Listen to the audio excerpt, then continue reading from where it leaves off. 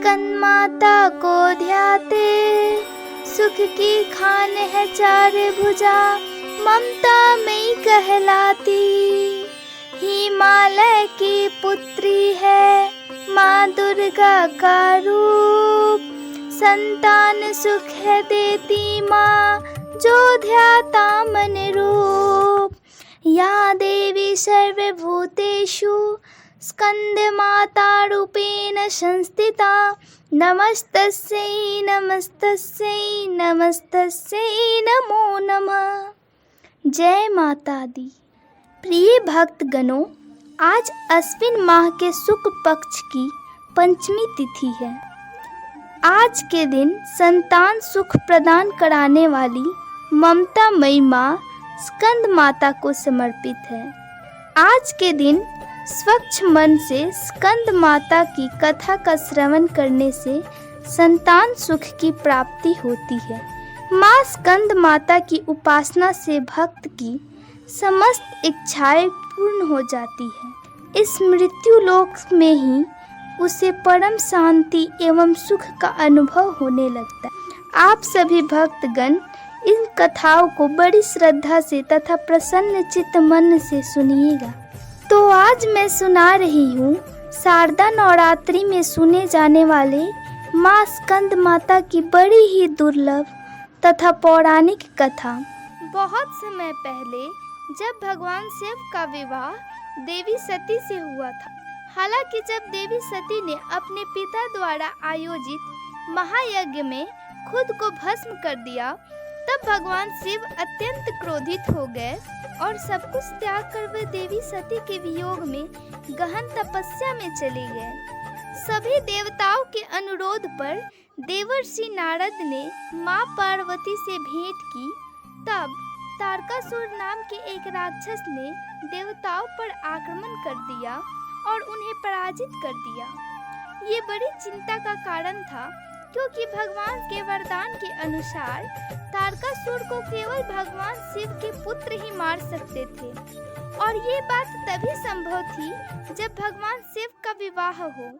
उधर सभी देवताओं के अनुरोध पर देवर्षि नारद ने माँ पार्वती से भेंट की और उन्होंने देवी सती के रूप में उनके पूर्व जन्म के बारे में बताया और उन्हें वर्तमान जन्म के भी उद्देश्य के बारे में भी बताया। देवर्षि नारद ने समझाया, माँ पार्वती और शिव की एक संतान होगी जो राक्षस तारकासुर को हराकर उसका वध करेगी। हालांकि भगवान शिव को ये एहसास कराने के लिए माँ पार्वती ही सती का अवतार थी। माँ पार्वती को अत्यधिक ध्यान एवं कठिन तपस्या करनी पड़ी।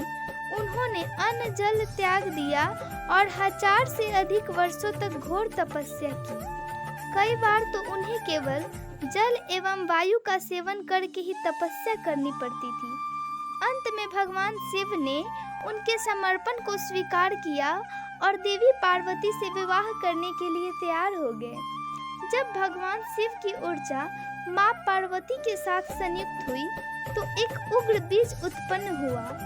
वह उग्र बीज इतना गर्म था कि स्वयं अग्निदेव भी उसे छू पाने में असमर्थ थे। उन्होंने गंगा जी को इस बीज को सौंप दिया, जिसके बाद गंगा जी ने बीज को सुरक्षित रूप से संभाला और इसे श्रवण अर्थात रीडों के जंगल में बो दिया। यहाँ पर 6 बहनों द्वारा उस बीज की देखभाल की गई, जिन्हें कृतिका माता के नाम से भी जाना जाता है। समय के साथ वह उग्र बीज एक बच्चे के रूप में बदल गया। क्योंकि कृतिकाओं ने उनकी देखभाल की थी, इसलिए उस बच्चे को भगवान कार्तिकेय के रूप में जाना जाने लगा। जल्द ही भगवान कार्तिकेय को देवताओं का सेनापति बना दिया गया। कार्तिकेय अर्थात स्कंद भगवान को उनकी माता पार्वती अर्थात स्कंद माता ने तारकासुर से युद्ध करने के लिए प्रशिक्षण दिया, जिसके बाद कार्तिकेय ने तारकासुर के साथ भयंकर युद्ध किया और तारकासुर को युद्ध में हरा दिया। इस प्रकार उन्होंने देवों को अधिकार उन्हें वापस दिला दिया। क्योंकि कार्तिकेय का जन्म गर्म बीज से हुआ था, इसलिए उन्हें स्कंद के नाम से जाना जाने लगा, जिसका अर्थ होता है संस्कृत में उत्सर्जक। और उनकी माता माँ पार्वती को स्कंद माता के नाम से जाना जाने लगा। देवी स्कंद माता की ये कथा माँ और पुत्र के रिश्ते का भी प्रतीक मानी जाती है। जब भी भक्त स्कंद माता की पूजा करते हैं तो उनके गोद में विराजमान उनके पुत्र भगवान स्कंद की भी अपने आप पूजा हो जाती है। अगर कोई भक्त बिना स्वार्थ के उनकी पूजा करता है तो देवी स्कंद माता एक सच्ची माँ की तरह शक्ति और समृद्धि का आशीर्वाद देती है और साथ ही उनकी रक्षा करती है। पौराणिक कथाओं के अनुसार स्कंद माता देवी पार्वती की रौद्र रूप है। माता को लेकर एक और कथा काफी प्रचलित है। पौराणिक कथाओं में उल्लेख एक कथा के अनुसार, एक बार अपने बालक कार्तिकेय की रक्षा के लिए माता पार्वती क्रोधित होकर आदि शक्ति के रूप में प्रकट हुई। माता का यह स्वरूप देखकर इंद्रदेव भी भय से कांपने लगे। फिर इंद्र सहित सभी देवताओं ने प्राण बचाने के लिए देवी पार्वती से क्षमा मांगने लगे। क्योंकि कुमार कार्तिकेय का दूसरा नाम स्कंद भी है, इसलिए सभी देवतागण माँ दुर्गा को मनाने के लिए स्कंद माता कहकर पुकारने लगे। तभी से माता रानी के 5वें स्वरूप को स्कंद माता कहा जाने लगा। इस प्रकार माँ की 5वीं पूजा अधिक कष्टात्री के रूप में की जाने लगी। जय माता दी।